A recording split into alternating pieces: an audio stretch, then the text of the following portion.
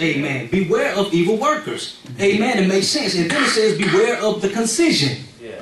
In other words, mutilation. And like I said, back then you had to be wary of those who said you had to be circumcised to make it to heaven. Now it's like we got to be wary of those who are mutilated, who have a sex change. Amen. Beware of the concision. Beware of the mutilation in this dispensation. Amen. So I thank God that I'm weary of these dogs. Amen. Of these sodomites in the Lutheran Church, Episcopal, and those churches on the board, just to name a few. Amen. Now I want to turn the Bible to 2 Corinthians chapter 4 real quick. Therefore, seeing we have this ministry, as we have received mercy, we faint not. Ain't that right, you like? Amen. We faint not. We're going to keep on standing up with prophets. We're going to keep on fighting this thing. Fighting this wicked Satan's kingdom. Amen. Hallelujah. But we have renounced the hidden things of dishonesty, not walking in craftiness, nor handling the word of God deceitfully. Amen. Properly interpreted. Amen. That's why we have a teacher in Bishop H. Walker. But by manifestation of the truth, commending ourselves to every man's conscience in the sight of God. Amen. But if our gospel be hid, it is hid to them that are lost. Amen. In whom the God of this world hath blinded the minds of them which believe not, lest the light of the glorious gospel of Christ, amen, who is the image of God, amen, should shine unto them. We know that Jesus is the image of God. He's the image of the invisible God. He's the person of the invisible God. Hallelujah. Keep in mind it says the God of this world. Or in other terms it says the prince of this world. That means the ruler of this world. And in this dispensation, it's Obama. Amen. Amen. Pray my strength to the Lord. Thank God for the panel. And we're going to have 5 minute remarks from Elder Willis, Amen. Elder Wagner, Elder Ricky Smith, and in that order. Praise the Lord. I give honor to my Lord Jesus Christ who is in my life. I really double him and honor to him, time apostle and prophet age walk. Glory to God, hallelujah. Honor and honor is due this day. Let's give another hand to the panelists, glory to God, hallelujah. This is a panel called Satan's Kingdom, glory to God. And I kind of wrote down some notes today because we do have a radio program tomorrow, and again, every Saturday, 9 a.m. to 11 a.m. And I just wanted to reiterate, everyone kept talking about a truth. The church is going against the truth. In Romans 1 and 18, I just want to read real quickly, and then I'll take my seat. It says, "For the wrath of God is revealed from heaven against all ungodliness and unrighteousness of men who hold the truth in unrighteousness." Hold the truth in unrighteousness. But what truth is he getting ready to reveal that they held in unrighteousness? Then he goes on to say in verse 20, "For the invisible things of him from the creation of the world are clearly seen, being understood by all things that are made, even his eternal power and Godhead, so that they are without excuse." Those things in the beginning, those things that he made in the beginning, that creation. Let's go back to Genesis and see what he's talking about, because again, when we talk about a subject that's very important, so let's go back here and find out what he's talking about. Genesis, first chapter, let's see. Oh yeah, right here it is. And God said, and God created man in his own image, verse 27, 1 and 27. In the image of God created he him, male and female created he them. Well, there's a truth there, isn't there? He didn't say he created man and man, or female and female. He said he created male and female, created them. Amen. So, then he went on and told him, see, he said, "Be fruitful and multiply."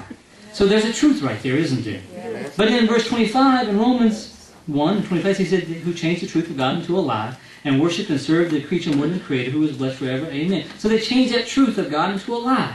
They said, "Oh, well, I can be married to a woman if I'm a woman, or I can be married to a man if I'm a man. God still loves me. God is love, and this and that." But there's a truth that you're missing. There's a truth. If you just go back to the first book in the Bible, the very first chapter, he'll tell you the truth that he's talking about. Hallelujah. And Paul harkens back to that truth and says, okay, there's a truth that God had created man and woman. Now I need to tell you about something that you're doing wrong. Hallelujah. And he goes on to say, "For this cause God gave him up to vile affection, even though women did change the natural use of that which is against nature, and likewise also the men leaving the natural use of the woman." What's the natural use of the woman? Being fruitful and multiplying. Hallelujah. You leaving the it's a no-brainer. But praise God, the Church of God in Christ, the Lutheran Church, the Episcopal Church, they can't see this. Hallelujah. Glory to God. It says, and likewise also the men leaving the natural use of that which is the use of the woman, burnt in their lust one towards another, men with men working that which is unseemly. Yeah. Praise God. The apostle couldn't even write about it. Hallelujah. He said, no, it's unseemly. I don't even want to think about it, he said. It's disgusting. It's vile affection, glory to God. It's something that's against nature. It's something that's just not right, hallelujah. It's something that you have to have something wired in here to even believe in, hallelujah. I believe our prophet brought it out best when he said they go to fantasy, obsession, and then finally into possession, hallelujah. So you see how it grows within a person when they entertain certain spirits, when they entertain certain things that are not of God, hallelujah. When they entertain one little thing, so well, I can think about that. I'm strong. I can think about this. But then they start obsessing over it and obsessing over it, and pretty soon it becomes a part of their character, hallelujah. Lord of God, it becomes a part of them. That's why I said Matthew's Gospel 7th chapter is so important. It says, by their fruit you shall know them, by their lifestyle, by their end results, hallelujah, glory to God. By the way they act, hallelujah. You can tell, hallelujah. And as I've often said, many times, I had a cousin that did all that, and I'll leave it at that. Pray my strength in the Lord, hallelujah. Amen. Praise the Lord. Praise the Lord. Had a good time tonight. God's Spirit is here. People of God are more enlightened, amen. Blessed, truly blessed.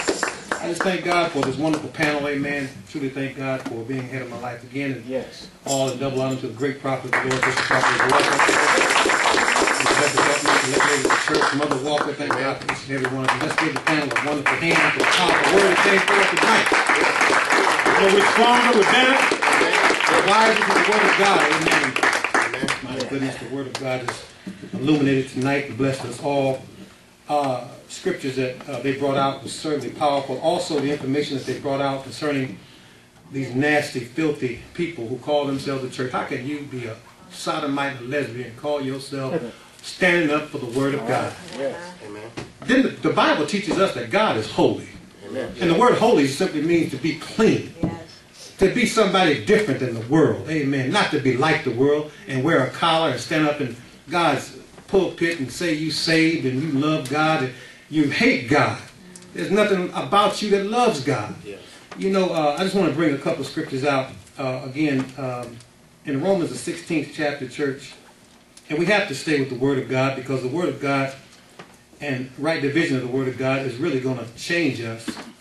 Before you got saved, no matter who you were and what you were, the Word of God changed you because you had a heart and a desire to change. I know I did. And no matter what, amen, that was beforehand, it's all gone now. Everything that was unclean and nasty in God's sight is gone now.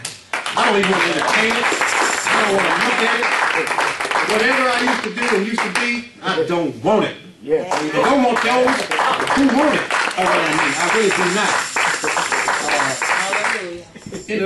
In the book of Romans, the 16th chapter, it actually says, in verse 17 it says, now I beseech you, I beg you, church, mark them which cause divisions and offenses contrary to the doctrine, which ye have learned.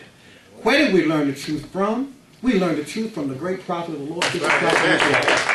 And I was telling somebody, it may have been yesterday, had it not been for the prophet bringing these truths out, I would not even, I mean, you know, you kind of look at things from a distance and you might see it kind of shady. But when the prophet brings it out, oh man, I hadn't seen it like that.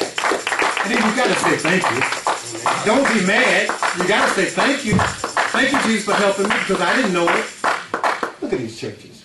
Satan's Kingdom, the Episcopal Church, the Lutheran Church, United Church of Christ. And man, I'm telling you, they got some of the biggest, singing of the most beautiful churches, and the people walking in with high heel shoes, and sisters with pants on, and they got jewelry and makeup and pomp, and my good job, some of the biggest, best cars. But they ain't got Jesus. Because they don't want to be saved. They got a sodomite and a lesbian.